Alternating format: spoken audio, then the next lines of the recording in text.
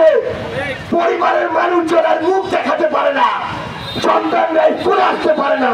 ওই নিষ্পাপ সন্তানের কোনো দোষ ছিল না, কিন্তু তাদের বাপ হাসিনার দালালি করেছে, ক্ষমতার চাটুকারিতা করেছে, আওয়ামী লীগের নেতাদের তেলবাজি করেছে দেখে আজ সন্তানরা তার প্রায়শ্চিত্ত ভোগ করছে।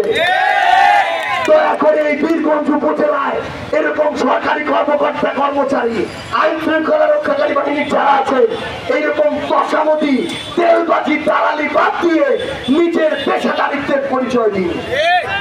আমরা বিশ্বাস করি আমরা যদি একসাথে কাজ করি তাহলে আগামীর বাংলাদেশে যেই জায়গায় আমরা দেখতে চাই সেই জায়গায় আমাদের বাংলাদেশ যাবে, এবং সেই কাজটার জন্য কার দিকে তাকিয়ে থাকতে চলবে না।